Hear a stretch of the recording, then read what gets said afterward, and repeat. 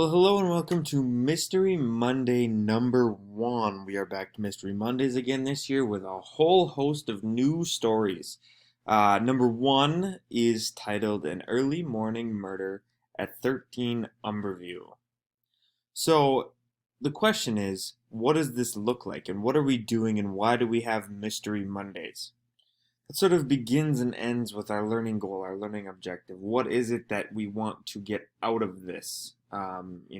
We're not just doing assignments to do them and check the box and sort of quote unquote play school well. We want what we're doing to be valuable, to be the skills that we're learning to be transferable to real life. Um, and I firmly believe that these inferencing skills that we're going to work on, and I'll get into that in just a second, um, do that for us as far as, helping us build for the future. And I like the Mystery Mondays as the vehicle to get that done because most of the time they're entertaining. Throughout the story, if there are references that you may not know or that I think might need further explaining, I will try to do that while I read and sort of create an audiobook here. But so our learning goal for Mystery Monday now and in perpetuity is this: to cite strong and thorough textual evidence to support an analysis of what the text says explicitly, as well as inferences drawn from the text, including where the text leaves matters uncertain. So at the end of today's reading and questions and assignment here, you will be asked to rate yourself on a scale of 1 to 4. That's kind of where you stand with your confidence in your ability to make those inferences. If you're at a 4, that means that you can draw inferences from the text and you're able to identify what evidence the author uses to prove his or her point and where the text leaves matters uncertain. You're also picking up on nuance like sarcasm and irony. A 3 means that you can draw inferences from the text, the evidence, and you're able to identify the evidence that the author uses to prove his or her point, and you're able to point to where the text leaves matters uncertain. A 2 means that you're able to draw inferences from the text and point to the evidence that the author uses to prove his or her point. Now, notice how from a 4 to a 3 to a 2 to a 1, that a 4 is sort of exceptional. You're able to do a lot of things. Lots of brain moves are taking place to reach a 4. And as you kind of drop down to 3, 2, and 1, those brain moves become less and less involved. You'll notice here where, like, for example, the 2, you're not able to identify where the text leaves matters uncertain, but you can do these first couple of things, which is great. And that's kind of the goal.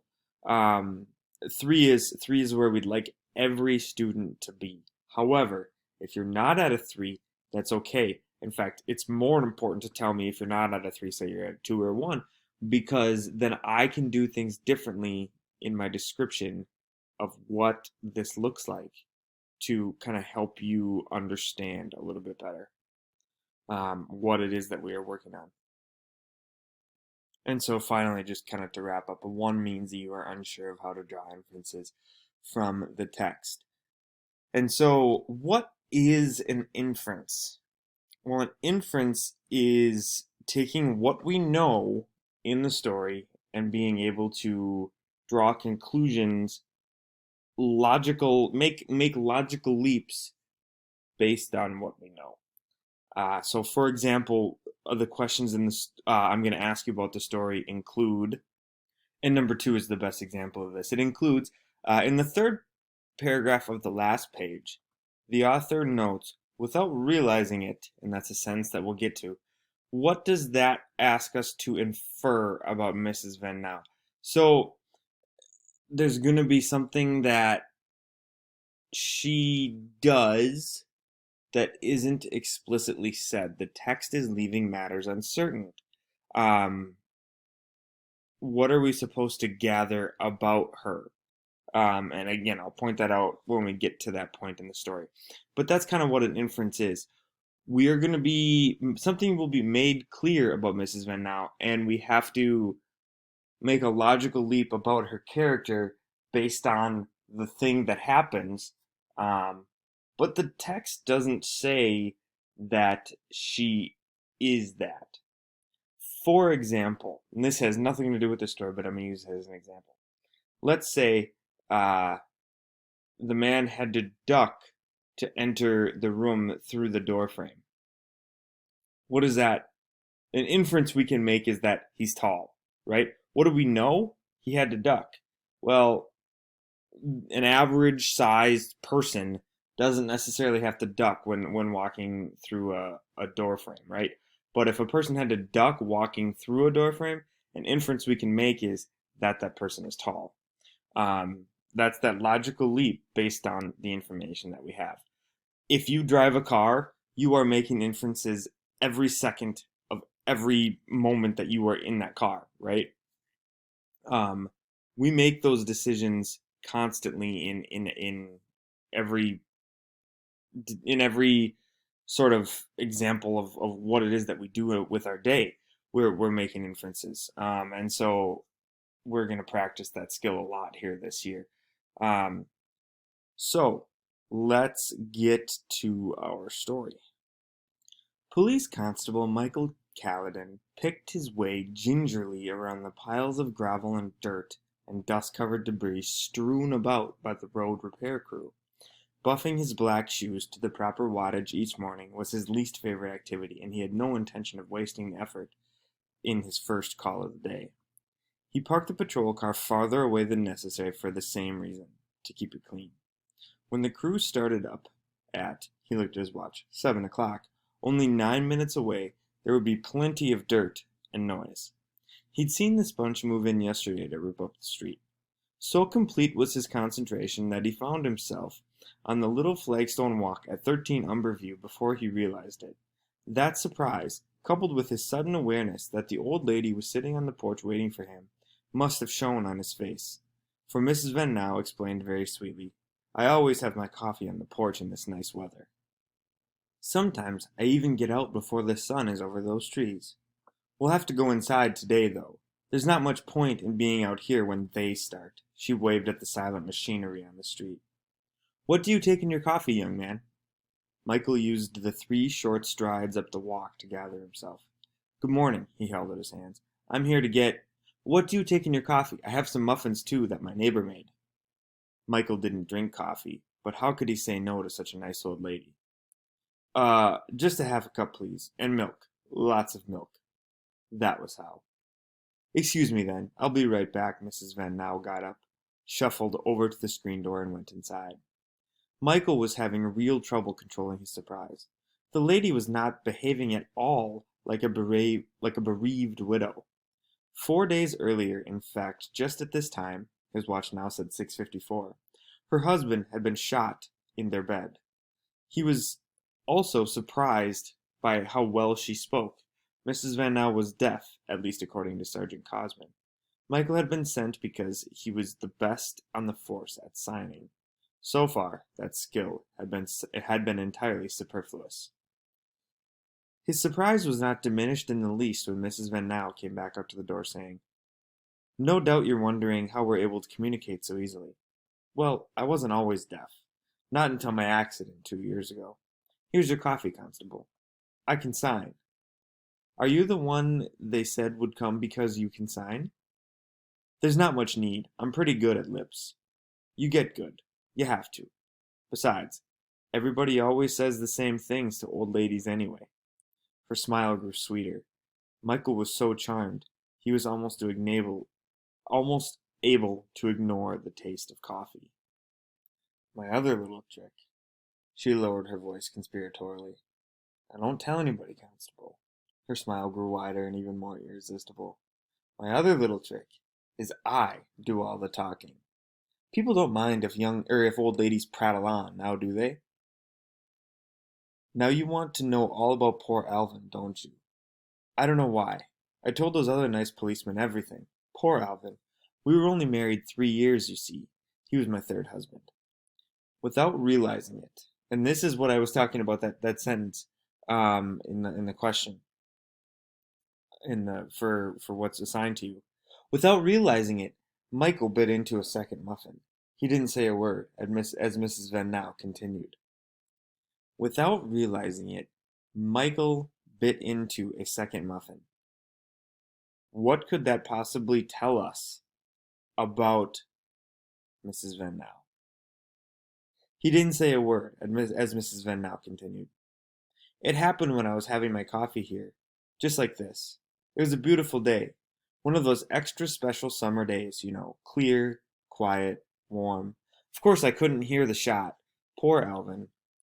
With a raucous cough, the first day of the diesel engine started out on the street, followed by another, then a third, filling the air with a blend of aggressive clatter.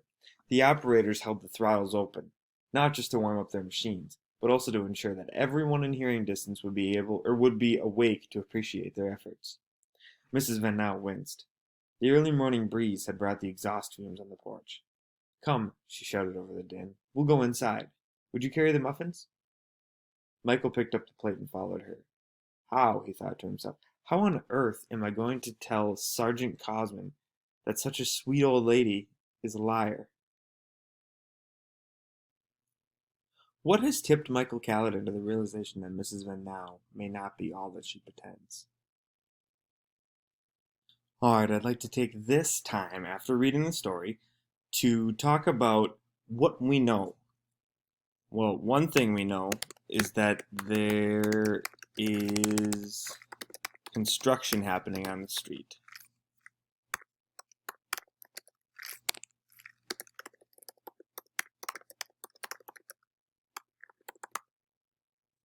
Number 2, Alvin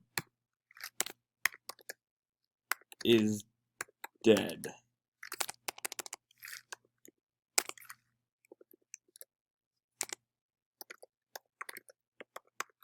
By gunshot. And 3, Mrs. Van Now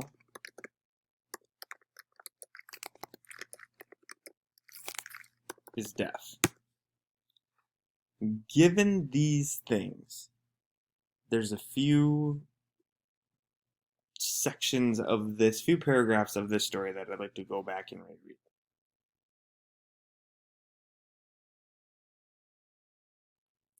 Everything you need to know will be in this section that I read right now. It's going to be your job to put together, number 1, the things we know,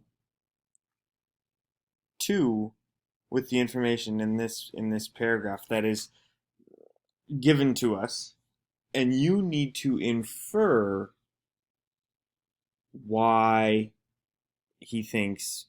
Michael Callahan, of course, thinks that Mrs. Van Now is a liar. That's the inference you're making. You're putting together what we know with what is not explicitly said to draw that conclusion, therefore making an inference. Now you want to know all about poor Alvin, don't you? I don't know why. I told those other nice policemen everything. Poor Alvin. We were only married 3 years, you see. He was my third husband. Without realizing it, Michael bit into a second muffin. He didn't say a word as Mrs. Van Now continued. It happened while I was having my coffee here, just like this. They're on the porch. It was a beautiful day. One of those extra special summer days. Clear, quiet, warm. Of course I couldn't hear the shot. So, poor Alvin, 'cause she's deaf. Now, this is sort of a reference to what's going on the street in front of him. With a raucous cough, the first of the diesel engines started out on the street, followed by another, then a third, filling the air with a blend of aggressive clatter. The operators held the throttles open, not just to warm up their machines, but also to ensure that everyone in hearing distance would be awake to appreciate their efforts. Mrs. Van Now winced. The early morning breeze had brought the exhaust fumes on the porch. "Come," she shouted over the din. "We'll go inside. Would you carry the muffins?" So your questions are this. In the first few lines on page 2, Mrs. Van Now greets Constable Callahan with a cheery tone. Given what we now know about the word bereaved, because it was a vocab word, what can we infer about her tone? Question number 2. In the third paragraph of the last page, the author writes, without realizing it, Michael Callahan had bitten into a second muffin. What does that ask us to infer about Mrs. Van Now? And finally, answer the following question. What has tipped Michael Caledon to the realization that Mrs. Van Now might not be all that she pretends?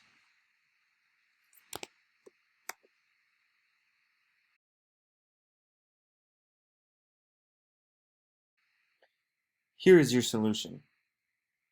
A deaf person would not react to the ambient noise by raising her voice to compensate for it. Quite likely, Mrs. Van Now can hear, and if so, would find it difficult to explain why she did not hear the gunshot that killed poor Alvin while she was supposedly on the porch.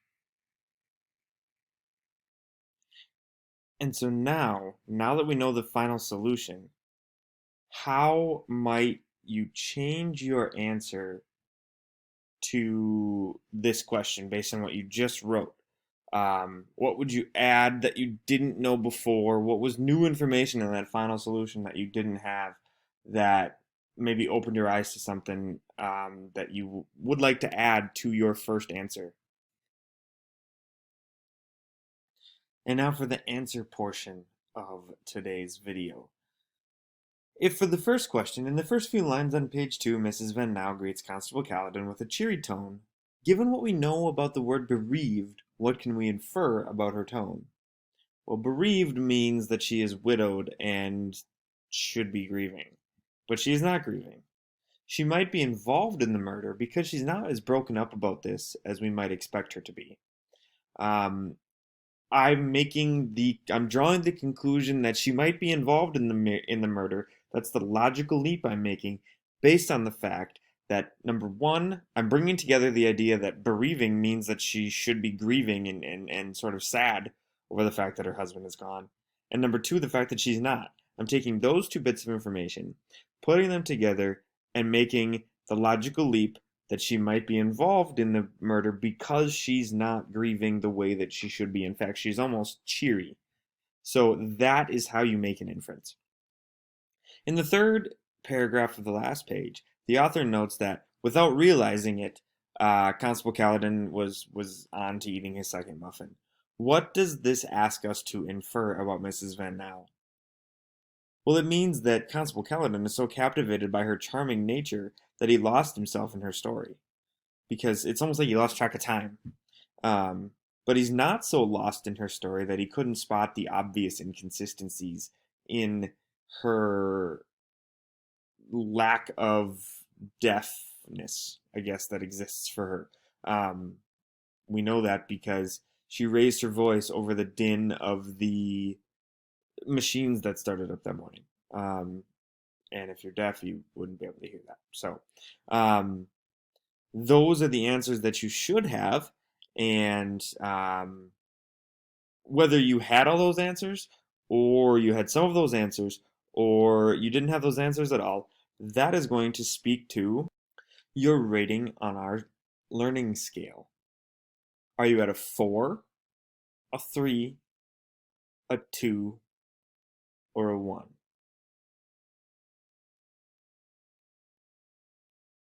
Thank you, and have a wonderful Monday. Once you finish this, you have earned your unit for the day.